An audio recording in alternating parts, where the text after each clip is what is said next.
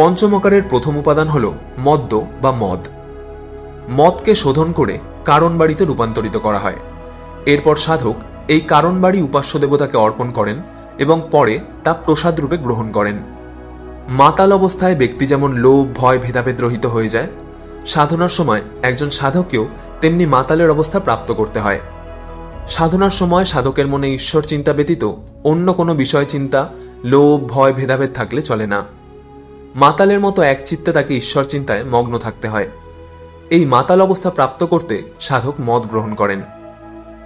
অন্যদিকে আবার আগমসার মতে পঞ্চমকারের ভিন্ন একটি ব্যাখ্যা রয়েছে। আগমসার মতে যিনি যোগ বলে সহস্রার পদ্মে শিবশক্তির মিলন ঘটাতে পারেন এবং সেই মিলনজাত চন্দ্রমণ্ডল থেকে খরিত সুধা পান করতে পারেন, তিনিই মদ্য সাধক। কুণ্ডলিনী শক্তি ঊর্ধ্বগামী হয়ে সহস্রারে গিয়ে মিশলে সহস্রার চক্র থেকে অমৃতরূপী সোমরস খরিত হতে থাকে। হঠযোগের মধ্যে অন্যতম খেচড়ি মুদ্রার মাধ্যমে সিদ্ধ সাধকরা ব্রহ্মরন্ধ্র থেকে নিঃসৃত এই অমৃত রসের আস্বাদন করে পরম শান্তিতে মত্ত থাকেন। এই অমৃত রসকেই মদ বলা হয়েছে।